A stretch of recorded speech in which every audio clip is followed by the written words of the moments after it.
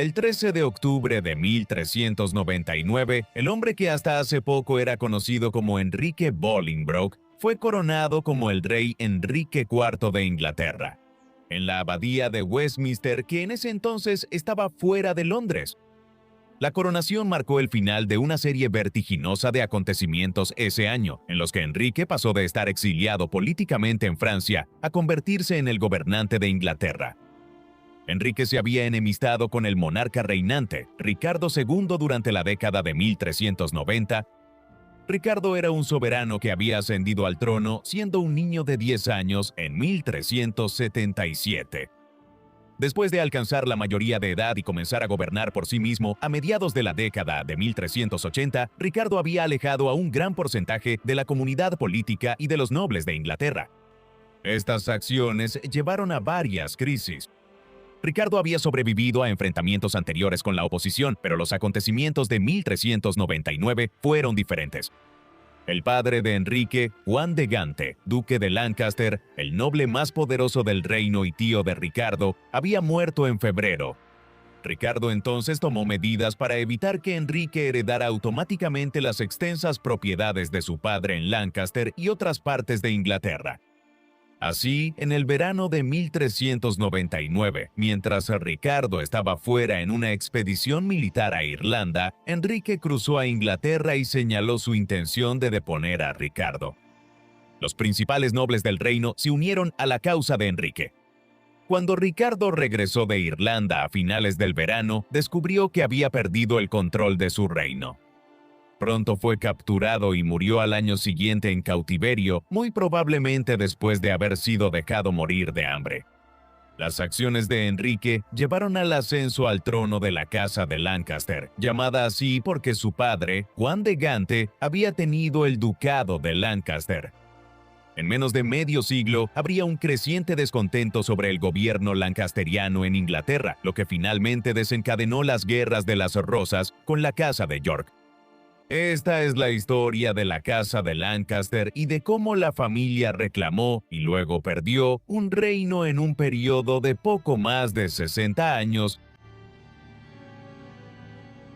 El ducado de Lancaster, del cual la Casa de Lancaster toma su nombre, no es completamente sinónimo de la región de Lancaster en Lancashire, al noroeste de Inglaterra. En cambio, las tierras que posee el ducado se encuentran generalmente en el noroeste y norte de Inglaterra, ubicadas en condados como Lancashire, Cheshire, Staffordshire, Derbyshire y Yorkshire.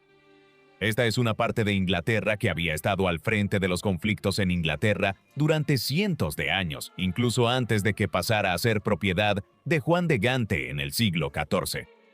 En el siglo IX, estas tierras eran la primera línea de los enfrentamientos entre los anglosajones y el gran ejército pagano de los daneses o vikingos, quienes habían invadido esta parte de Inglaterra en el año 865. Más tarde, esta región cayó bajo el control de los reyes daneses de Northumbria, antes de ser conquistada gradualmente por los gobernantes del reino de Wessex. Los reyes de Wessex unificaron Inglaterra bajo el dominio anglosajón en el siglo X. Las regiones del norte de Inglaterra establecieron una tradición de desafiar el dominio real del sur ya desde el siglo XI. Fue entonces cuando Tostig, conde de Northumbria, desafió a su hermano el rey Harold Godwinson y fue exiliado de Inglaterra como resultado. Después de que Guillermo el Conquistador lideró a sus seguidores normandos desde el norte de Francia para conquistar Inglaterra en 1066, estableció a uno de sus seguidores más cercanos, Roger de Poitou, como uno de los principales terratenientes en el noroeste. Por lo tanto, la base de poder del norte era importante, donde los nobles de las regiones del norte podían fortalecer su posición, ya sea como baluartes confiables del gobierno real o como posibles rivales de la corona. Antes de que Juan de Gante se asociara con el ducado de Lancaster, el ducado ya estaba conectado con la familia real en un sentido más amplio en Inglaterra, en la era posterior a la conquista normanda. Los reyes de Inglaterra, desde Guillermo el Conquistador en adelante, eran gobernantes a ambos lados del Canal de la Mancha, presidiendo el reino de Inglaterra en un lado del Canal de la Mancha y extensas tierras en el norte y oeste de Francia en el otro. Las tierras francesas de los gobernantes de Inglaterra crecieron a través de alianzas matrimoniales y herencias en el siglo XII. Estos matrimonios también dieron como resultado que una nueva rama de la familia real llegara al poder en 1154. Esta fue la Casa de Plantagenet, de la cual finalmente surgiría la Casa de Lancaster. El primer miembro de la familia real en ostentar un título aristocrático importante vinculado a Lancaster fue Edmundo Crouchback. Él era hijo del rey Enrique III, uno de los monarcas con el reinado más largo en la historia de Inglaterra, quien ocupó el trono desde 1216 hasta 1272.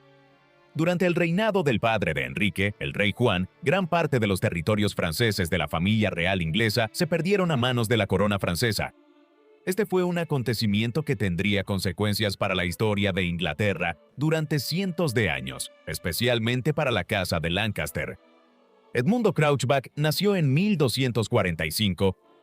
Para contrarrestar el peligro que representaban los señores rebeldes del norte, como Roberto de Ferrers, sexto conde de Derby, Edmundo fue nombrado conde de Leicester y Lancaster a mediados de la década de 1260. Edmundo fue sucedido a su vez por su hijo Tomás después de su muerte en 1296.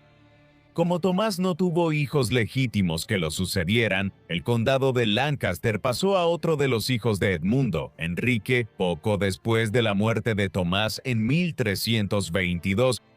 Tanto Tomás como Enrique fueron señores extremadamente poderosos, gracias a sus propiedades en Lancashire y otras partes del norte.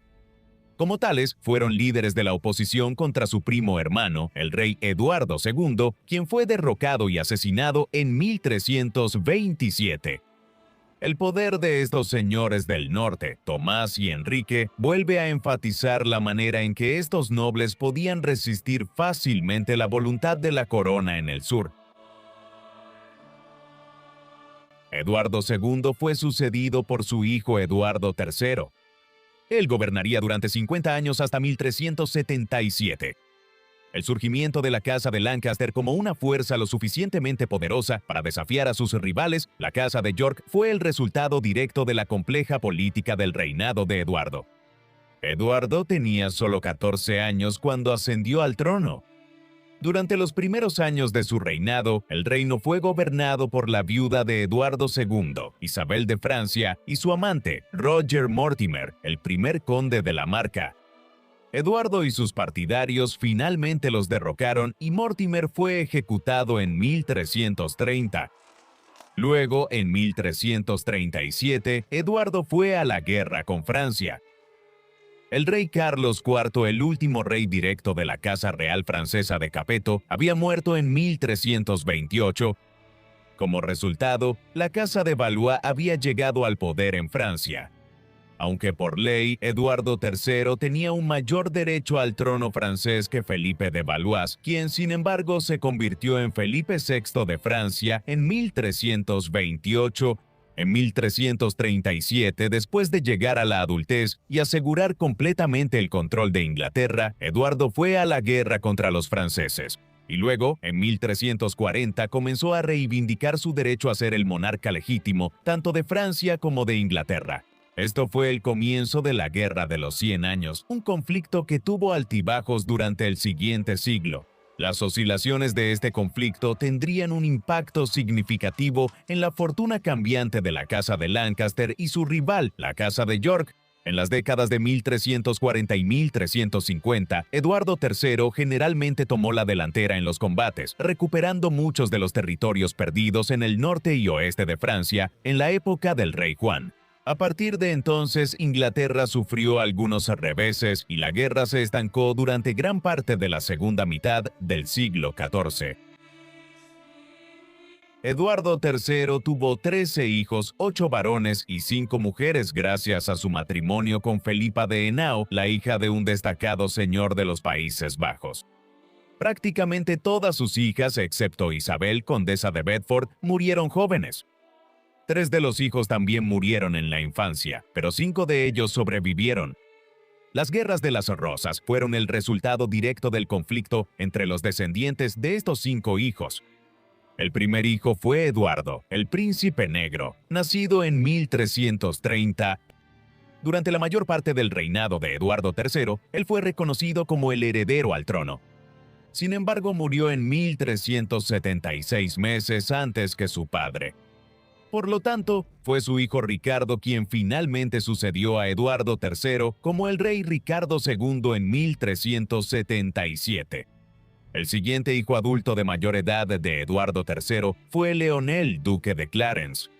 Él solo tuvo una hija antes de morir en 1368, Filipa, condesa de Ulster. Sus descendientes jugarían un papel importante para legitimar la pretensión al trono de la Casa de York. El tercero de los hijos de Eduardo III que sobrevivió a la infancia fue Juan de Gante, el fundador de la Casa de Lancaster.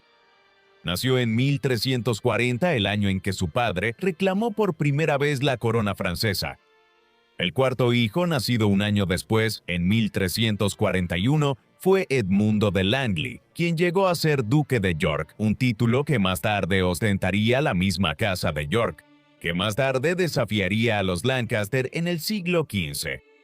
Finalmente, el quinto de los hijos adultos de Eduardo III fue Tomás, duque de Gloucester.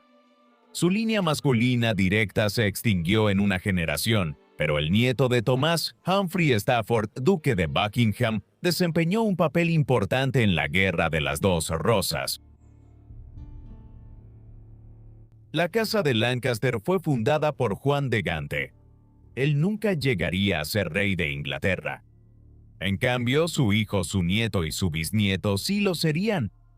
Sin embargo, Juan fue un coloso de la política inglesa en la segunda mitad del siglo XIV.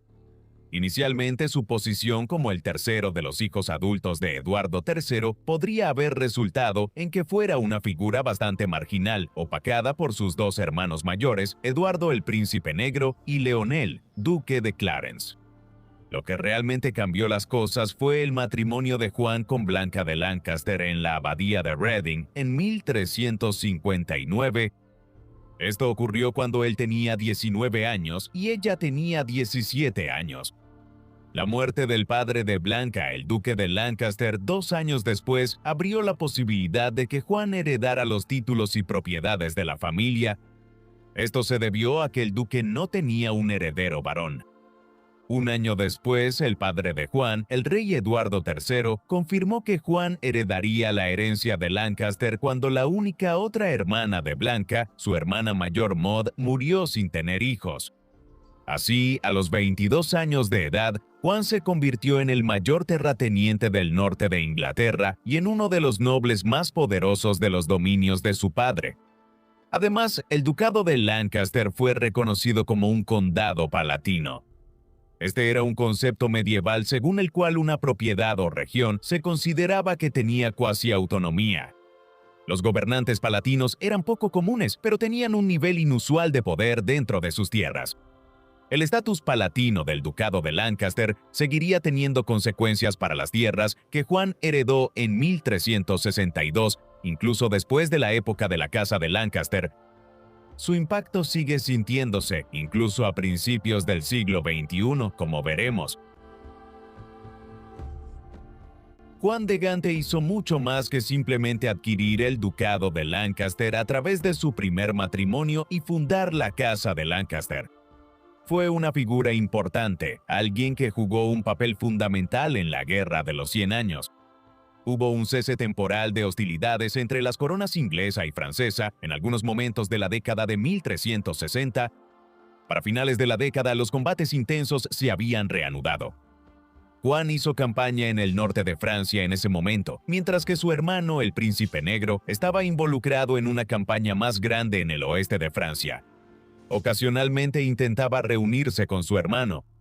Hubo pocos avances en los combates al mismo tiempo y continuaron intensamente hasta bien entrada la década de 1360 con Juan haciendo campaña durante largos periodos en Francia. Esto llevó de manera más famosa a una chevauchée, una larga expedición de caballería por el país en 1373 en la que Juan lideró a miles de hombres, desde el puerto del Canal de Calais hasta la ciudad de Burdeos en el suroeste de Francia. La campaña de la chevauchée había sido una hazaña notable, pero en realidad fueron los franceses quienes tomaron la delantera en este periodo de la Guerra de los 100 Años. Esto se debió a que pronto una desgracia golpeó a los ingleses. El 8 de junio de 1376, el príncipe negro murió. Muchos historiadores sostienen que esto se debió a un caso prolongado de disentería, aunque no se pueden descartar otras condiciones como la insuficiencia de órganos internos. Dejó atrás a un solo hijo legítimo, Ricardo, quien ahora se convirtió en el heredero al trono. Esto era problemático. Ricardo tenía solo 9 años cuando su padre murió y su abuelo, el viejo rey Eduardo III, estaba entrando en sus 60 y tantos años y tenía problemas de salud. El rey murió casi exactamente un año después del príncipe negro. Con esto, el rey Ricardo II ascendió al trono con solo 10 años de edad. Juan, duque de Lancaster, ahora se convirtió en una figura clave en el reino. El otro hermano mayor de Juan, Leonel, duque de Clarence, había muerto en 1368, lo que significaba que Juan era el tío mayor del rey y como tal, una figura crucial durante la minoría de edad de su sobrino. Juan desempeñaría un papel importante en el gobierno de Inglaterra hasta que Ricardo creciera un poco más y se considerara apto para gobernar por sí mismo. Al mismo tiempo, Juan estaba haciendo valer su pretensión a otro trono completamente diferente. Su primera esposa, Blanca de Lancaster, a través de quien heredó sus vastas propiedades en Lancashire y otras partes del norte de Inglaterra, había muerto en 1368. Posiblemente ella contrajo la peste bubónica en una nueva ola de la peste negra que había devastado el continente durante la infancia de Juan y Blanca. 3 años después, Juan se casó con Constanza de Castilla, uno de los reinos de Iberia que se unirían para formar el Reino de España a finales del siglo XV. Constanza era hija del rey Pedro de Castilla. Había sido derrocado y asesinado por su hermano Enrique, quien se convirtió en el rey Enrique II de Castilla en 1369. Como la hija sobreviviente mayor de Pedro, Constanza tenía un derecho al trono de Castilla, derecho que Juan básicamente heredó cuando se casó con ella en septiembre de 1371 cerca de Burdeos. Unos meses después, en enero de 1372, Juan comenzó a proclamarse rey de Castilla en oposición a Enrique II, el tío de su esposa, quien era considerado un usurpador. También añadió el escudo real de Castilla a su escudo de armas de Lancaster. Juan finalmente emprendería una expedición a España para intentar hacer valer su reclamo al trono de Castilla. Sin embargo, esto no ocurrió hasta 1386 y para entonces Enrique II ya había sido sucedido por su hijo, el rey Juan I de Castilla. Aún así, vale la pena señalar que antes de que cualquier miembro de la Casa de Lancaster se convirtiera en rey de Inglaterra, Juan de Gante tenía una pretensión al trono de Castilla por derecho de su segundo matrimonio. Juan no regresó a Inglaterra inmediatamente después de su fallida expedición española en 1387. Se retiró a Portugal, su aliado en la guerra con Castilla, y más tarde zarpó hacia Aquitania, en el oeste de Francia. Permaneció allí por un tiempo, y no fue hasta finales de 1389 que finalmente regresó a Inglaterra. Mientras tanto, surgieron más problemas durante el reinado de Ricardo II. Ricardo había comenzado a gobernar de manera más directa después de cumplir 14 años en 1381. Se volvió más firme a mediados de la década de 1380 y estaba tomando acciones que incomodaban a muchos de los nobles más importantes del reino. Juan era una influencia moderadora para su sobrino, pero después de que partió para lanzar su expedición a Castilla en 1386, comenzó una crisis total en Inglaterra. La chispa inmediata fue la convocatoria de un parlamento en octubre de 1386. Aquí, los ministros del rey solicitaron un subsidio fiscal muy alto a cambio de entablar cualquier discusión sobre concesiones a la comunidad política. Varios de los nobles más importantes se unieron para liderar la oposición al gobierno durante los siguientes 2 años, expresando sus reservas sobre la calidad de los consejos que recibía Ricardo y pidiendo la destitución de algunos de sus ministros. En medio de la agitación, Enrique Bolingbroke, el hijo mayor y heredero de Juan, quien cumplió 20 años en 1387 y era solo 3 meses menor que Ricardo, se unió al grupo de oposición conocido como los Lores Apelantes. Este fue el primer episodio abierto de desafío a Ricardo por parte de un miembro de la Casa de Lancaster.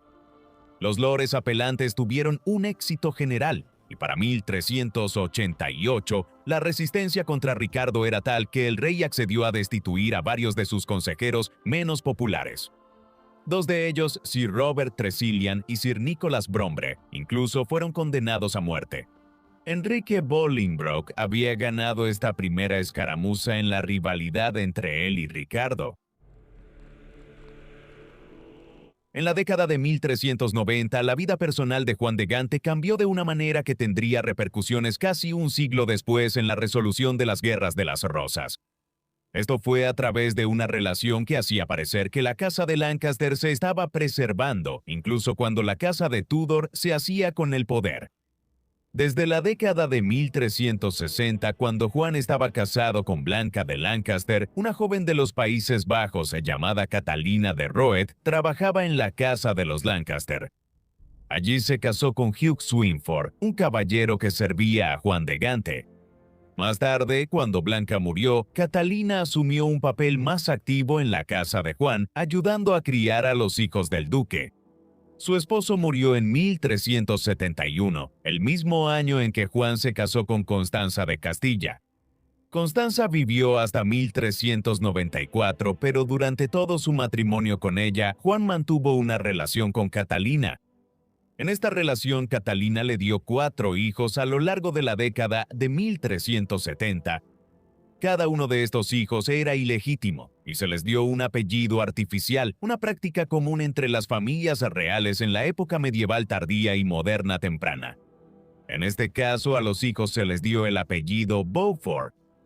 Se supone que esto proviene del señorío de Beaufort en la región de Champaña, al noreste de Francia, donde John pasó gran parte de la década de 1370 y donde nació el primero de los 4 hijos, John Beaufort, primer conde de Somerset. Lo inusual fue que en 1396, 2 años después de la muerte de Constanza, Gaunt finalmente se casó con Catalina. Un año después convenció al rey Ricardo de legitimar retroactivamente a sus hijos, quienes habían crecido como ilegítimos.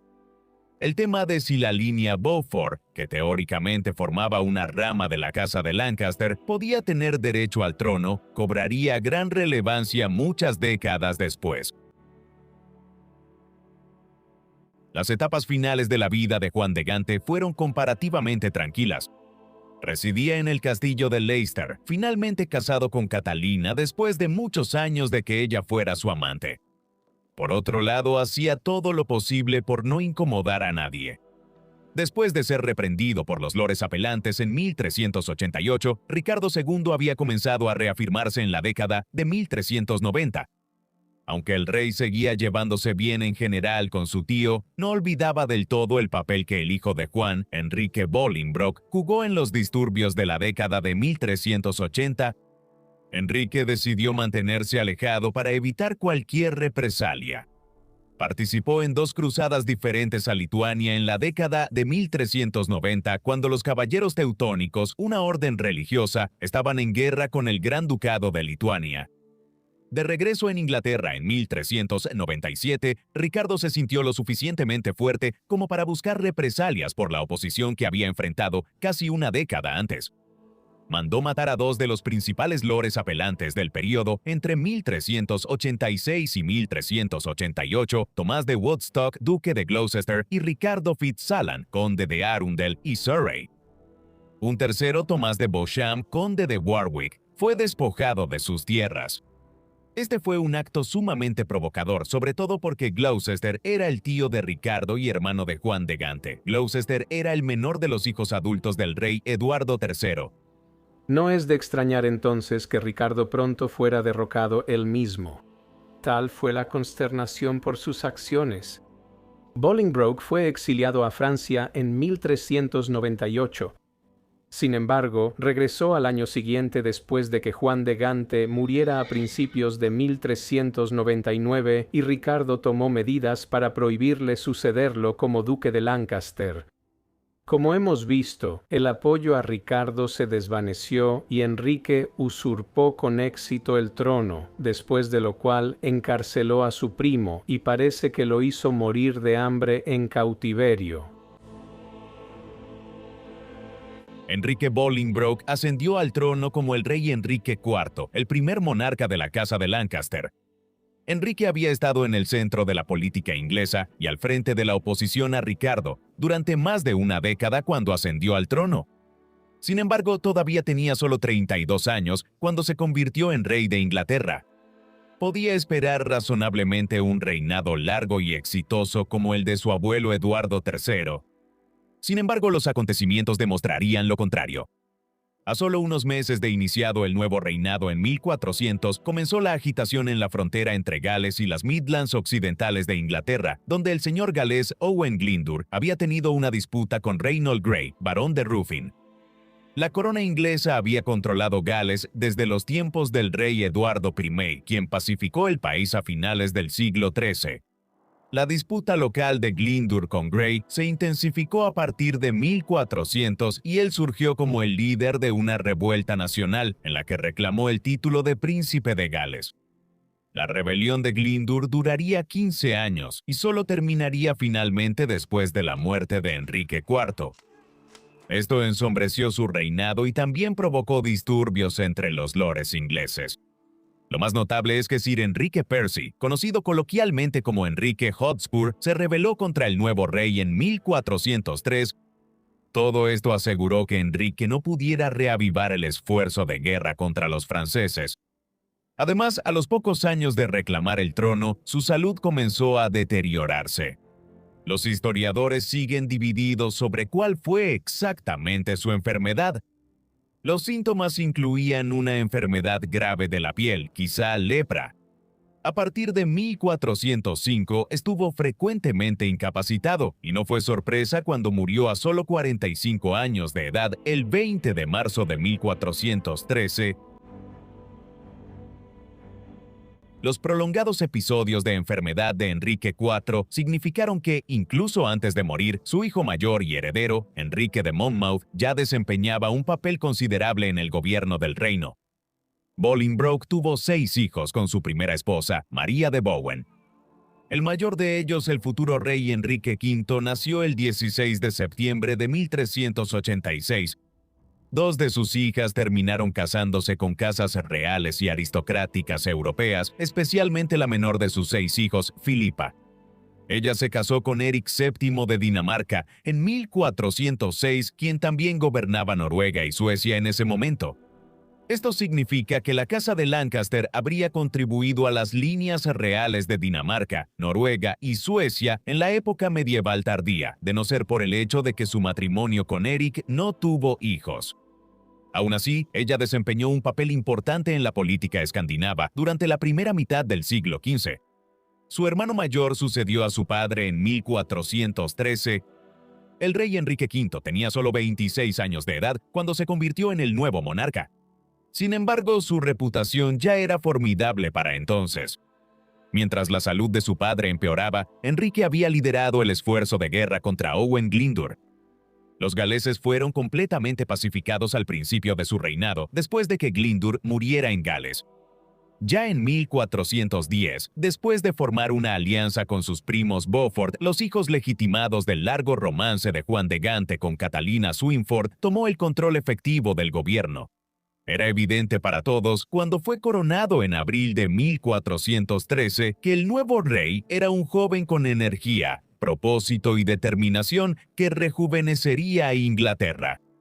Haría esto después de décadas de guerra civil, revueltas regionales y humillaciones a manos de los franceses.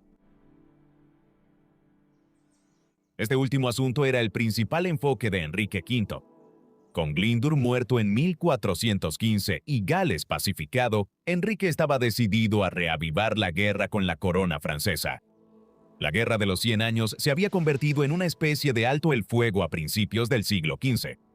En sus primeras etapas entre el estallido en 1337 y el Tratado de Bretigny en 1360, los ingleses llevaban la ventaja en el conflicto y habían recuperado una cantidad significativa de territorio perdido en los días del rey Juan. A pesar de los mejores esfuerzos del abuelo de Enrique V Juan de Gante y de su tío abuelo, el Príncipe Negro, Inglaterra no logró avanzar cuando la guerra se reanudó en las décadas de 1360 y 1370. El reinado de Ricardo II fue un desastre para las armas inglesas en el continente y la guerra fue prácticamente abandonada durante largos periodos de tiempo mientras Inglaterra perdía algunos de sus aliados como el Duque de Bretaña. Las distracciones en forma de revueltas internas y su propia enfermedad hicieron que Enrique IV no pudiera reavivar la guerra. Ahora su hijo estaba decidido a hacerlo. En 1415 invadió Normandía en el norte de Francia con un gran ejército, comenzando lo que a menudo se denomina la fase lancastriana de la Guerra de los 100 años, en reconocimiento de que fue liderada por monarcas de la Casa de Lancaster. El liderazgo de Enrique V fue enormemente exitoso. Obtuvo la mayor victoria lograda por los ingleses en toda la Guerra de los 100 años en la batalla de Azincourt el 25 de octubre de 1415. Aquí, el arco largo inglés devastó a un ejército de caballería francesa numéricamente superior. La corona francesa quedó debilitada durante años después de perder a miles de soldados.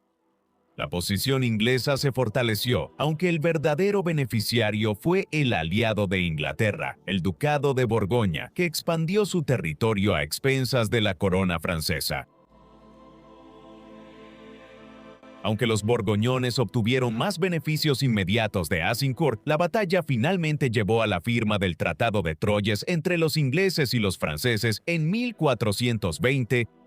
Según los términos de este tratado, los franceses concedieron que cuando el rey Carlos VI de Francia muriera, Enrique lo sucedería como rey de Francia. Esto constituiría el cumplimiento de la pretensión al trono francés que Eduardo III había formulado 80 años antes, en 1340. Carlos ya tenía poco más de 50 años en ese entonces y no había gobernado de manera efectiva durante muchos años, ya que sufría de graves problemas psicológicos que lo habían incapacitado. Para consolidar el acuerdo, Enrique V también se casó en 1420 con una de las hijas de Carlos, Catalina de Valois. Por lo tanto, el plan era que Enrique V reclamara el trono francés en unos pocos años una vez que Carlos muriera, y un lancasteriano gobernaría tanto Inglaterra como Francia. Y todo eso pudo haber funcionado también. Carlos murió el 21 de octubre de 1422, 2 años y medio después de que se firmara el Tratado de Troyes. Desafortunadamente, sin embargo, Enrique V había fallecido 2 meses antes que él. A finales del verano de 1422, se enfermó gravemente mientras hacía campaña en Francia y murió el 31 de agosto.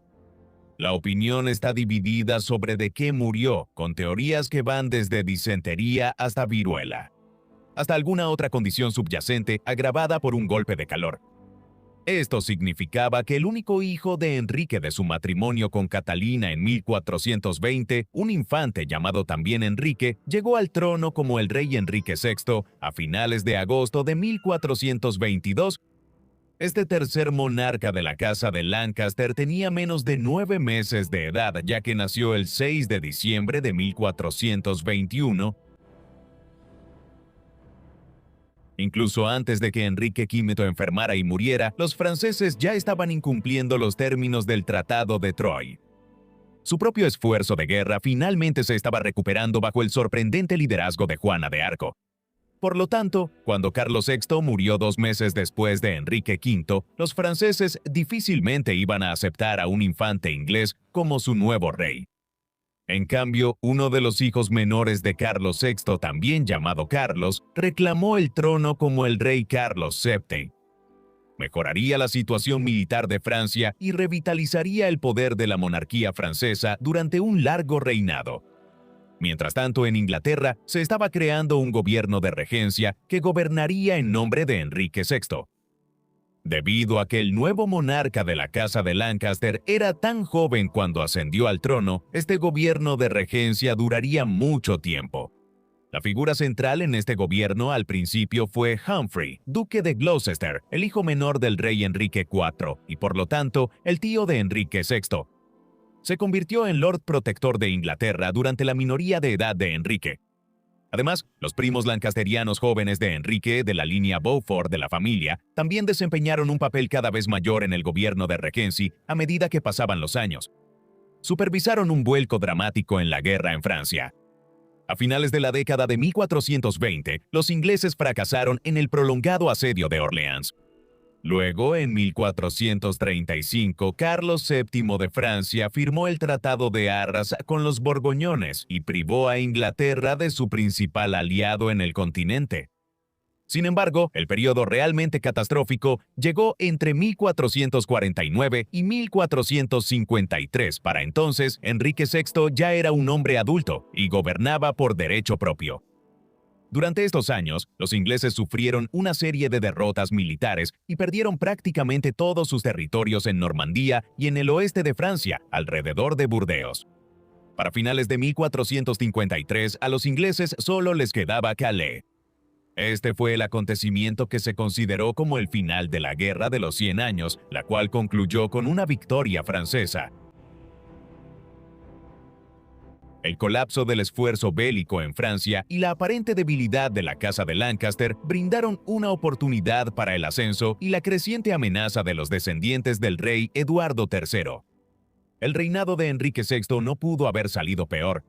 No se podía culpar a Enrique por los reveses de la década de 1420 o incluso de la de 1430 en la guerra con Francia. Pero a finales de la década de 1440, Enrique ya era un hombre adulto, gobernando por derecho propio. Bajo el gobierno de Enrique, se asestaron golpes decisivos contra Inglaterra, con la pérdida de ciudades y pueblos como Rouen en Normandía y Burdeos en el oeste de Francia entre 1449 y 1453. La opinión era que él era responsable de la calamidad que había caído sobre el imperio continental de Inglaterra.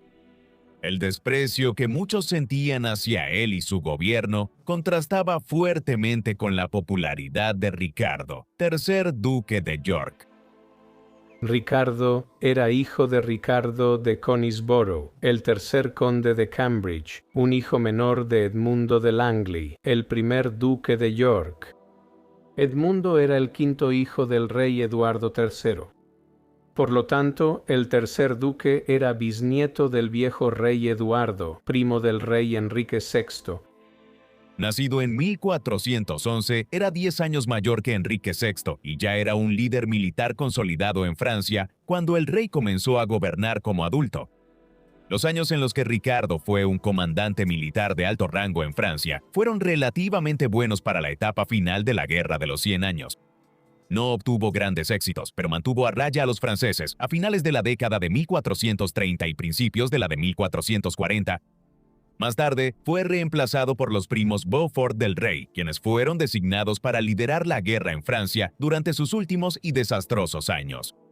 Por el contrario, Ricardo fue nombrado Lord Teniente de Irlanda en 1447 y asumió su cargo allí en 1449. Por lo tanto, la opinión era que York había mantenido a raya a los franceses cuando estaba a cargo. En cambio, las cosas habían empeorado cuando Enrique y los Beaufort tomaron el control de la guerra. De esta manera, York se convirtió en un foco del descontento contra los lancastrianos. El tiempo de Ricardo en Irlanda también había creado una base adicional de apoyo para los yorkistas allí. 1453 fue un año significativo porque marcó el final de la Guerra de los 100 Años. Pero para el monarca inglés también marcó un punto de inflexión crucial. Cuando llegaron noticias de las calamidades militares en Francia, Enrique VI de 31 años sufrió un colapso psicológico. Dejó de responder a quienes lo rodeaban y parecía no darse cuenta de lo que estaba sucediendo. Incluso cuando nació su primer hijo, Eduardo de Westminster, fruto de su matrimonio con Margarita de Anjou, el 13 de octubre de 1453, Enrique no logró salir de su ensimismamiento. En los años siguientes se recuperaba periódicamente y al menos respondía, pero Enrique nunca volvió a gobernar de manera efectiva. De ahí en adelante, la causa de los Lancaster fue liderada principalmente por su esposa, Margarita de Anjou, una mujer francesa, en nombre de su hijo pequeño, y un grupo de otros primos de los Lancaster, principalmente de la familia Beaufort. Cada vez más se enfrentaban a una facción yorkista rival. Incluso antes del colapso mental de Enrique en 1453, el duque de York había regresado de Irlanda y cada vez había más llamados para que él estuviera a cargo del gobierno. Se necesitaba un liderazgo fuerte. Por lo tanto, York fue nombrado protector del reino varios meses después de que Enrique sufriera su colapso. Con el nombramiento de Ricardo, se restauró cierta estabilidad en el gobierno. Sin embargo, la guerra civil que se había estado gestando durante años finalmente estalló. Irónicamente, justo cuando Enrique parecía recuperarse, la Guerra de las Dos Rosas comenzó en 1455. En diciembre de 1454, Enrique VI de repente comenzó a recuperarse parcialmente después de haber estado prácticamente en coma durante casi un año y medio. Mientras se recuperaba, los nobles y ministros se apresuraron a intentar reclamar el poder bajo una administración lancasteriana restaurada, en la que York ya no sería necesario como protector del reino. Mientras los lancasterianos intentaban reafirmarse, otros presionaban a York para que mantuviera el poder. No había garantía de que Enrique no sufriera otro colapso psicológico en un futuro cercano. En cualquier caso, el rey nunca había sido un gobernante fuerte. York aceptó estas crecientes demandas y la guerra siguió. Las guerras de las rosas se conocen así porque el símbolo heráldico de la casa de Lancaster incluía una rosa roja, mientras que el de la casa de York llevaba una rosa blanca. La etapa inicial del conflicto involucró un enfrentamiento que parecía decisivo. En la batalla de St. Albans, al norte de Londres, el 22 de mayo de 1455, los yorkistas derrotaron a una fuerza lancasteriana. Enrique VI fue capturado por los yorkistas y Edmundo Beaufort, duque de Somerset, fue asesinado. A este Edmundo se le consideraba, junto con la reina Margarita, como el verdadero poder detrás del trono en ese momento. El duque de York fue posteriormente restaurado en el cargo de protector del reino. Esto puso a los yorkistas en la cima, pero el conflicto continuó y volvió a estallar en una guerra total otra vez en 1459. Para entonces, ya había llamados para que Enrique VI fuera depuesto por completo y la casa de Lancaster fuera derrocada, con Ricardo de York convirtiéndose en el nuevo rey.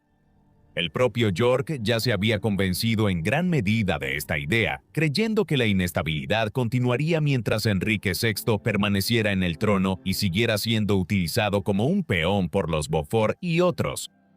Además, Enrique ni siquiera tenía 40 años todavía. Si él permanecía en el trono y seguía sufriendo episodios periódicos de colapso mental, esta inestabilidad podría continuar durante décadas. Así, cuando las guerras de las rosas se reanudaron en 1459, estaba claro que la agenda de los yorkistas era desplazar a la casa de Lancaster y reclamar el trono para ellos mismos. Ricardo III, duque de York, nunca llegaría a ser rey de Inglaterra. El 30 de diciembre de 1460, después de haber ocupado el castillo de Sandal en el norte de Inglaterra, Ricardo salió a enfrentarse a una fuerza lancasteriana. En la subsiguiente batalla de Wakefield murió junto con varios partidarios prominentes. Inicialmente esto parecía ser una gran ventaja para la causa lancasteriana, pero Ricardo fue sucedido de inmediato por su hijo de 18 años, Eduardo, cuarto duque de York. Eduardo era un joven inmensamente capaz y en las semanas siguientes obtuvo 2 victorias decisivas sobre los lancasterianos en la batalla de Mortimer's Cross y la batalla de Taunton. El último enfrentamiento, que tuvo lugar en Yorkshire el 29 de marzo de 1461, fue la batalla más significativa de las guerras de las rosas y la que más que ninguna otra aplastó la causa lancasteriana. Involucró a decenas de miles de hombres. Los lancasterianos estaban liderados por Enrique Beaufort, tercer duque de Somerset, el jefe de facto de la causa lancasteriana, dada la debilidad inherente del rey. Los lancasterianos fueron derrotados contundentemente en Taunton, perdiendo a miles de hombres. El rey Enrique, la reina Margarita, su hijo y los demás líderes lancasterianos huyeron al norte, a Escocia, como resultado de la derrota. Eduardo, duque de York, fue proclamado como el rey Eduardo IV de Inglaterra, poniendo fin al gobierno de la Casa de Lancaster que Enrique IV había establecido apenas 62 años antes. Eduardo fue coronado en el verano de 1461 en Londres. A primera vista, esta batalla decisiva en Taunton había puesto fin al gobierno de la Casa de Lancaster. Pero la casa en sí no había llegado a su fin. Mientras hubiera lancasterianos, la guerra continuaría. Focos de resistencia lancasteriana continuaron existiendo en toda Inglaterra hasta que el éxito yorkista en la batalla de Hexham pacificó en gran medida al país en mayo de 1464. Enrique VI fue capturado poco después y fue puesto en la Torre de Londres. Su primo, el nuevo rey, decidió no ejecutarlo. En primer lugar, esto fue un acto de misericordia hacia una persona enferma que solo era un peón de la facción lancasteriana más amplia. En segundo lugar, si Eduardo hubiera matado a Enrique, el derecho lancasteriano al trono simplemente habría pasado al hijo de Enrique, Eduardo de Westminster, quien aún seguía libre junto con la esposa de Enrique, Margarita de Anjou. La ex reina estaba buscando apoyo en Escocia y Francia para revivir la causa lancasteriana. Por lo tanto, era más seguro mantener a Enrique con vida y prisionero en la Torre de Londres. Mientras tanto, Eduardo IV comenzó a intentar gobernar como un monarca normal. Sus esperanzas eran ir a la guerra en Francia nuevamente y pacificar Irlanda, de la cual solo una parte estaba bajo control efectivo inglés en ese momento. El depuesto rey Enrique V no languideció para siempre en la Torre de Londres. En 1470 tuvo lugar una serie de acontecimientos notables que, por un breve periodo, devolvieron el poder a la Casa de Lancaster en Inglaterra. A medida que avanzaba la década de 1460, muchos de los que habían apoyado a Eduardo para derrocar a los Lancaster se desilusionaron con su gobierno. Entre ellos estaba Ricardo Neville, 16º conde de Warwick, un noble tan poderoso y rico que era capaz de inclinar la balanza de la Guerra de las Rosas a favor de una u otra facción. Hoy en día se le conoce como Warwick, el hacedor de reyes. Tal era su influencia en el curso de las guerras. Neville estaba insatisfecho con la forma en que Eduardo lo recompensó después de convertirse en rey. Ahora Neville comenzó a contactar a la facción de los Lancaster. Otro descontento era el propio hermano de Eduardo IV, Jorge, duque de Clarence. En 1470, Warwick se alió con Margarita de Anjou y llegó a Londres para derrocar a Eduardo. Lo lograron y sacaron a Enrique VI de la Torre de Londres. Luego lo devolvieron al trono, un acto conocido como la readepción de Enrique VI. Sin embargo, esta restauración de la Casa de Lancaster resultó ser de corta duración. Eduardo huyó brevemente a los Países Bajos y allí reunió a sus partidarios y mercenarios. Luego regresó a Inglaterra y en abril y mayo de 1471 ganó 2 batallas decisivas contra la nueva facción de los Lancaster en Barnet y Tewkesbury. Warwick murió en los combates en Barnet. Después de ganar estas batallas, Eduardo entró en Londres y recuperó el trono. Esta vez no quedaría ningún cabo suelto. Eduardo de Westminster, hijo y heredero de Enrique VI, murió en la batalla de Tewkesbury. Cuando Eduardo recuperó la capital, hizo que Enrique fuera asesinado discretamente el 21 de mayo de 1471. Con esta ejecución secreta, la línea directa de la Casa de Lancaster llegó a su fin. Por supuesto, hubo una especie de epílogo para todo esto. Eduardo IV murió en 1483, cuando tenía apenas 40 años. Su hijo y heredero, Eduardo V, tenía solo 12 años cuando su padre murió, así que, poco antes de su muerte, Eduardo IV nombró a su hermano Ricardo como protector del reino durante la minoría de edad de su hijo. Ricardo, de manera infame, puso al joven rey y a su otro sobrino en la Torre de Londres y, presumiblemente, ordenó que los mataran poco después. Luego reclamó el trono para sí mismo y se convirtió en el rey Ricardo III. Este acto atroz provocó una oposición generalizada y rápidamente surgió un nuevo aspirante al trono. Este fue Enrique Tudor, hijo de un noble galés, Edmundo Tudor, conde de Richmond, y su esposa Margarita Beaufort. Margarita era bisnieta de Juan de Gante y Catalina Swynford. Esto, por lo tanto, significaba que Enrique Tudor era descendiente en quinta generación del rey Eduardo III por parte de su madre. Podía alegar ser lancasteriano como resultado de ser tataranieto de Juan de Gante. Sin embargo, aunque la línea Beaufort había sido legitimada en la década de 1390, después de que Juan de Gante se casara con Catalina Swynford, la condición era que los Beaufort no podían reclamar el trono. Por lo tanto, la reclamación de Enrique Tudor al trono basada en su herencia Beaufort era muy dudosa legalmente. Sin embargo, al final eso no importó. Como es bien sabido, Enrique cruzó a Inglaterra desde Francia en 1485, donde luego derrotó a Ricardo III en la batalla de Bosworth. Ricardo murió luchando, mientras que Enrique entonces reclamó el trono como el rey Enrique VII, el primer monarca de la casa Tudor. Para consolidar su derecho al trono, se casó con Isabel de York, la hija del rey Eduardo IV. Con esto, Enrique unificó la Rosa Blanca de York y la Rosa Roja de Lancaster en la nueva dinastía Tudor. Aunque Enrique Tudor pudo haber intentado sugerir que era un pretendiente lancasteriano al trono, pocos dudaban de que la casa de Lancaster había desaparecido después de que terminaron las guerras de las Rosas. Enrique enfrentó varias revueltas contra su gobierno, pero todas provinieron de pretendientes yorkistas, no de lancasterianos. La línea real directa descendiente de Juan de Gante y Enrique IV se había extinguido para la década de 1480 y casi todos los Beaufort prominentes habían muerto en las guerras de las Rosas. El ducado de Lancaster permaneció como una posesión de la corona. Cuando Eduardo IV se convirtió en el primer gobernante de la Casa de York en 1461, decidió que el ducado se convertiría en una parte distinta de las propiedades de la corona bajo una jurisdicción especial. Enrique VII continuó con esta disposición. En consecuencia, siguió siendo parte de las propiedades reales durante todo el siglo XVI y hasta el reinado de la Casa de Estuardo en el siglo XVII. El principal contratiempo ocurrió entre 1649 y 1660 después de que el Parlamento inglés ejecutó al rey Carlos I y por un breve periodo, Inglaterra se convirtió en una república. Durante este periodo de 11 años, el ducado se convirtió en una propiedad del gobierno.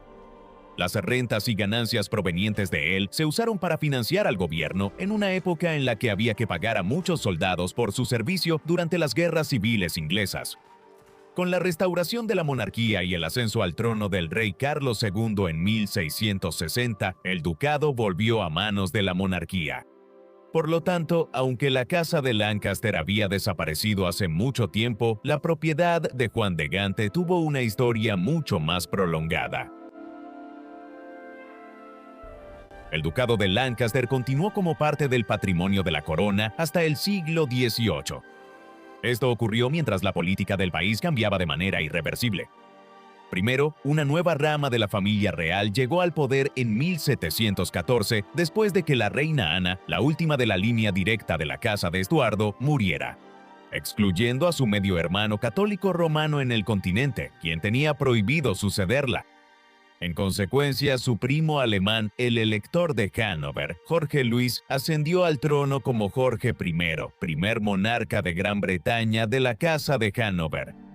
Su derecho a gobernar se debía a que era bisnieto del rey Jacobo I, el primer monarca de la Casa de Estuardo. Sin embargo, se habían producido cambios políticos significativos en el siglo XVII durante las guerras civiles y la Revolución Gloriosa. El poder del monarca estaba en constante declive en comparación con el creciente poder del Parlamento. A mediados del siglo XVIII, este cambio se manifestó en discusiones sobre la conveniencia de que el patrimonio de la corona permaneciera bajo el control de la familia real. Estas discusiones incluían el ducado de Lancaster, junto con preocupaciones sobre los derechos de aduana y otros ingresos que aún iban directamente a la corona, en lugar de al gobierno. El patrimonio de la corona era enorme, generando grandes sumas de dinero que podían usarse para financiar parcialmente el aparato gubernamental en expansión. Las conversaciones en esa época llegaron a un punto crítico cuando Jorge III ascendió al trono en 1760. Se llegó a un acuerdo llamado la Ley de la Lista Civil de 1760. Según sus términos, la mayor parte del patrimonio de la corona fue entregada al gobierno. Esto significaba que los ingresos de esas tierras podían usarse de ahí en adelante para pagar los salarios de los funcionarios del gobierno.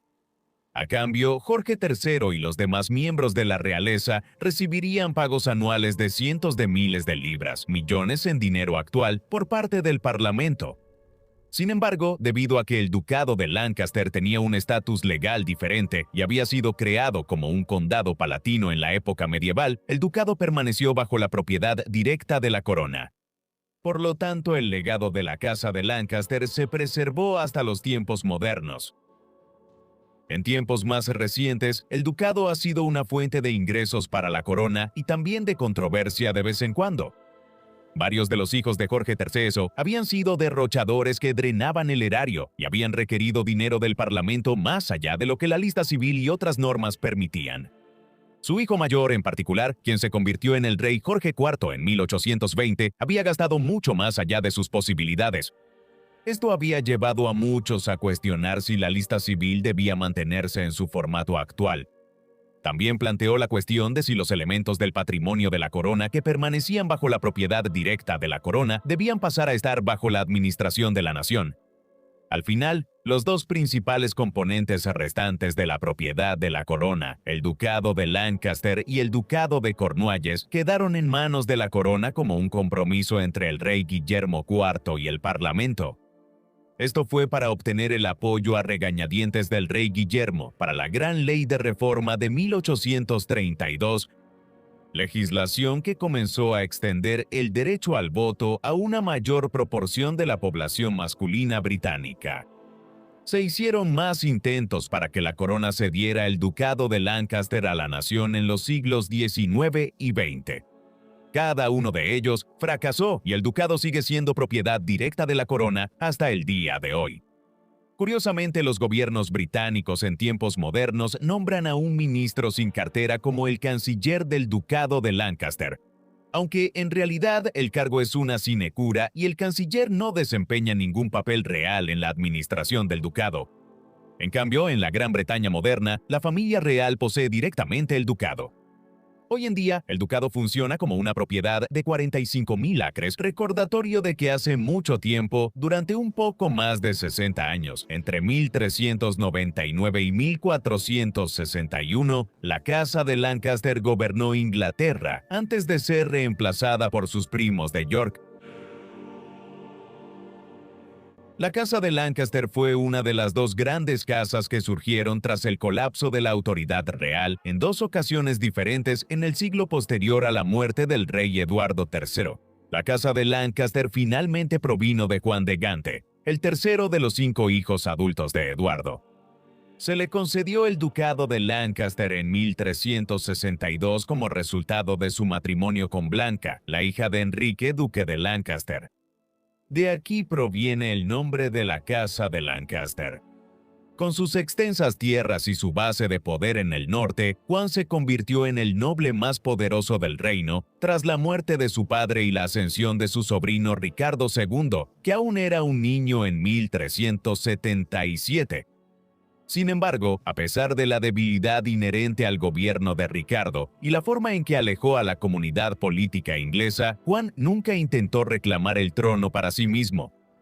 Esa acción recayó en su hijo, Enrique Bolingbroke, en 1399, solo unos meses después de la muerte de Juan. Es una señal de lo mal que Ricardo había gobernado que Enrique pudo regresar del exilio y llevar a cabo una usurpación prácticamente incruenta del trono en el verano de 1399. Enrique hizo todo esto mientras Ricardo estaba en campaña en Irlanda. en el poder como Enrique IV, el primero de los reyes de la Casa de Lancaster desde el otoño de 1399 en adelante, Enrique enfrentó varias rebeliones importantes y murió en 1413 tras una larga enfermedad. Su hijo Enrique V también murió prematuramente en 1422, aunque no antes de obtener una famosa victoria sobre los franceses en Azincourt en 1415 y de mejorar la suerte de Inglaterra en la Guerra de los 100 años. Fue la desgracia de los Lancaster que el trono recayera entonces en Enrique VI, un infante en el momento de su sucesión en 1422. El gobierno de regencia de Enrique fue seguido por un reinado en su adultez en el que durante el año crucial de 1453 sufrió un colapso psicológico y al mismo tiempo Inglaterra perdió la Guerra de los 100 años. Estos dos reveses sentaron las bases para que Ricardo, duque de York, reclamara el trono, desencadenando así la Guerra de las Dos Rosas. Sin embargo, siguieron más de 30 años de conflicto. Finalmente, la reclamación directa al trono por parte de la Casa de Lancaster llegó a su fin en 1471, cuando tanto Enrique como su hijo, Eduardo de Westminster, fueron asesinados por el rey Eduardo IV y los yorkistas. La reclamación al trono de los Lancaster fue revivida de una manera jurídicamente muy endeble por Enrique Tudor, un galés que logró derrocar a los yorkistas y establecer la Casa de Tudor como la nueva familia real en 1485. En última instancia, la Casa de Lancaster llegó al poder tras el derrocamiento de un mal gobernante, Ricardo II.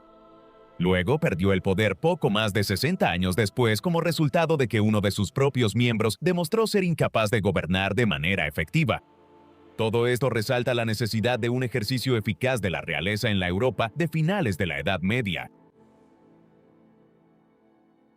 ¿Qué opinas de la Casa de Lancaster? ¿Se podría decir que Enrique Tudor realmente constituye una continuación de la línea de Lancaster de alguna manera? ¿O tomó el trono en 1485 con una base muy débil? Por favor, háganoslo saber en los comentarios. Y mientras tanto, muchas gracias por vernos.